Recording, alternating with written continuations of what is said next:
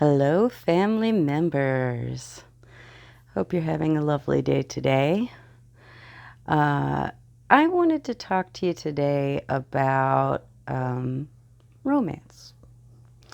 As a aromantic and a romance repulsed aromantic, you may probably be reasonably assuming. I'm not a big fan of like rom-coms or romance novels or things like that, but you'd be wrong. And I was kind of thinking about that after watching ContraPoint's newest video about Twilight. She mentioned something like how, like, the obsessive kind of love she was talking about would seem like madness to an aromantic person. And boy, she's right about that.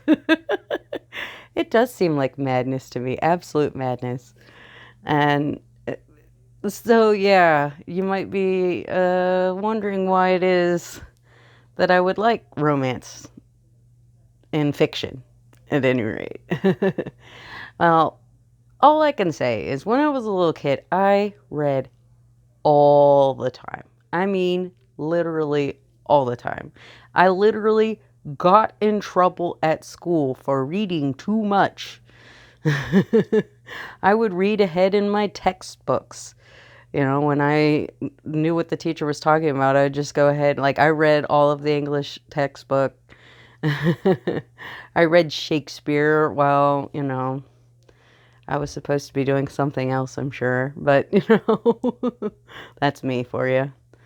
And, I didn't really like mystery stuff. And I, didn't like war stuff or things that were too heavy fantasy or too technical sci-fi or things like that. So, when you're a female, there's not a whole lot of fiction that's really 100% made for you the way that romance novels are. And so maybe that was part of it, something that you could read that had the assumption that the reader was female, And the other thing is they were just dirt cheap. Like, you can go to the local thrift store, the flea market, or wherever and get, like, dozens of books for a few bucks, And so, I wasn't really good at saving money for better books, so I bought a lot of cheap romance novels and I read a lot of them. And I don't know, I just always liked rom-coms and stuff. Like, one of my absolute favorite movies of all time is Ever After. Like, I've watched it so many times I literally have it memorized. I don't know why I keep saying literally so many times today. I hope you'll forgive me. But, like, I'm not even joking. It's just like, quote along with it as I watch it. And it's not an uncommon thing for aromantics. It really isn't. There's a large portion of aromantic people who do find the idea of romance repulsive. And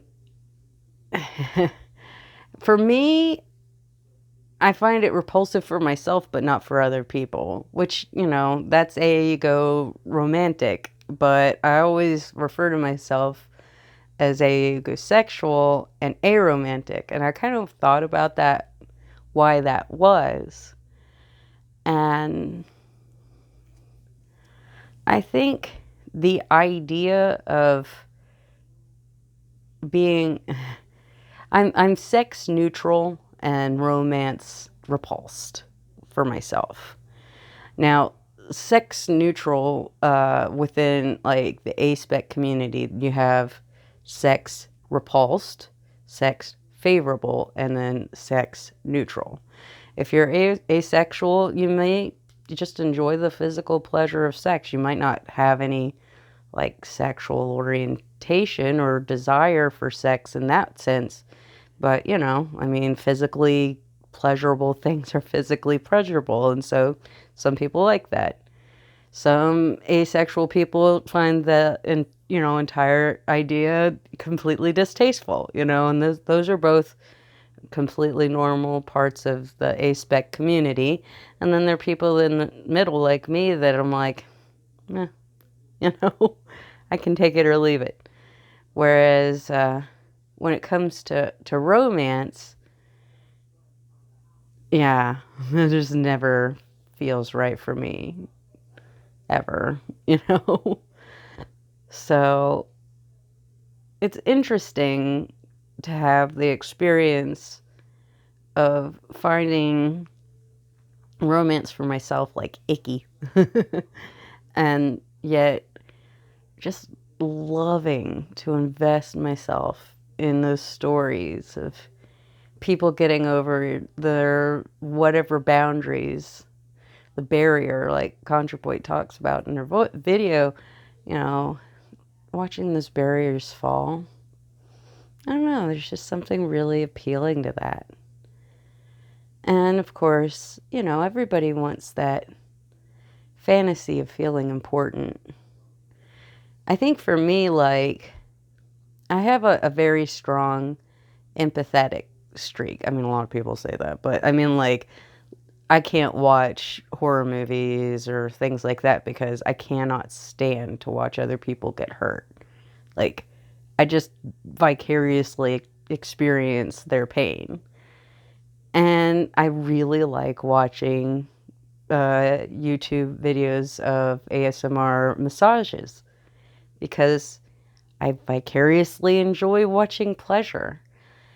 And so even though I know I don't want and I never will have that romantic partner, it's still a sort of enticing thing to get to experience it vicariously.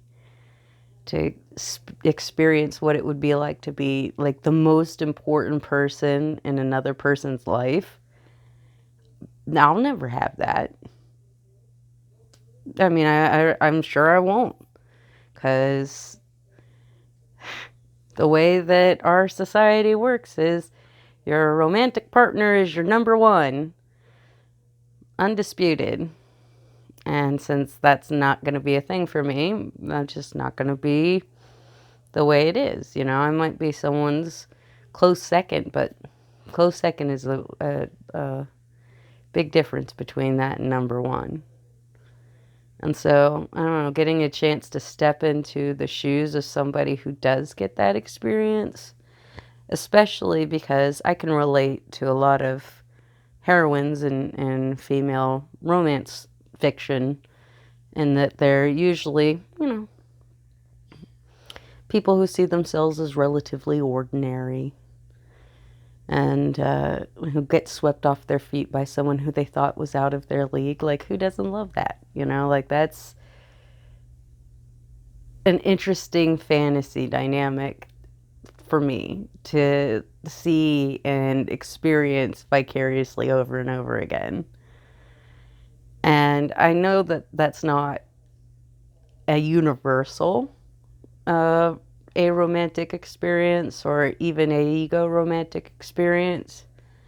But another thing with being aegosexual or aegoromantic is there's a very strong undercurrent of finding fictional characters attractive.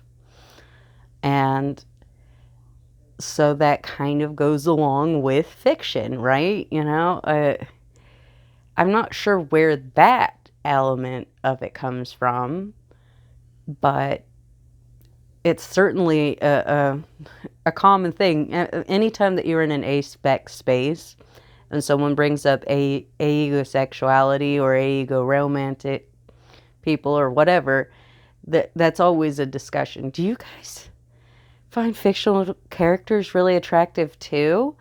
And I know I have. Like, I've had certain fictional characters I was, like, really fixated on. And, like, for example, Captain America, like, from the MCU movies. Like, Not the actor, although he seems like he's fine, but like the character. Or John Connor. I was just always obsessed with the character of John Connor.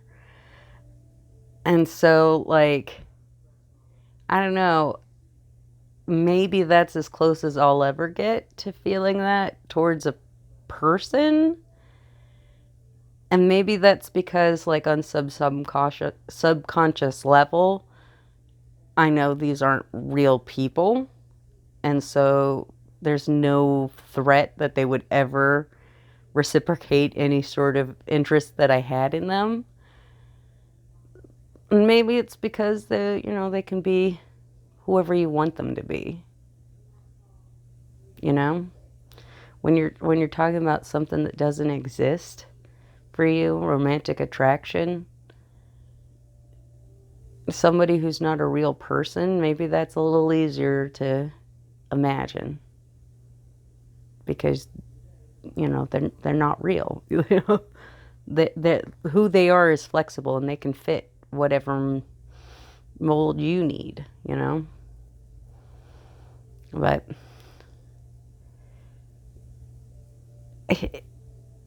being a female, there isn't a whole lot of media that is female centric that doesn't have that romantic focus. And I do wonder how much of that is bred into our society, for generations and generations, at least in the West and other places as well. If you wanted to, have a comfortable home financially, you had to have a financially comfortable husband. As a woman, that's why, the whole spinster thing was a thing, because it was a job that a woman could have and make enough money to support herself and not need a husband. And so, of course, it had to have a derisive meaning added to it, right? um, it's an interesting thing to think about, how romance is used as a storytelling device, and for some people it is a fiction, always, when it's not uncommon for aromantics like myself or asexuals to believe that everyone else is deluding themselves. Not everybody. This is not a universal experience in the aspec community, but it's common for a lot of us growing up to be like, everyone talks about love or sex like it's something that everybody wants, and I don't want it, so they must be lying to themselves when they tell themselves they want it. They just, have convinced themselves. And most of us at some point realize, okay, it's not the world, it's us that's different.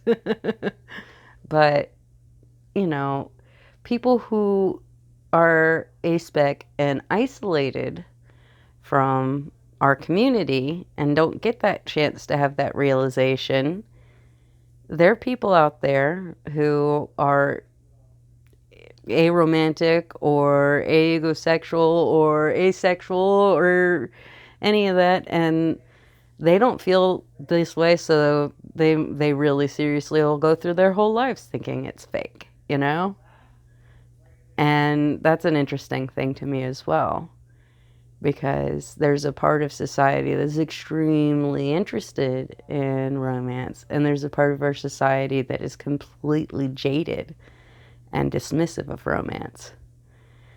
And we're the ones, the aromantics and the aspec people, who really get a chance to see that dichotomy and understand why it's there in a way that, people who aren't aware of the fact that sexuality isn't a given. Not everybody has asexuality, Sometimes sex is just not something they'll ever be interested in.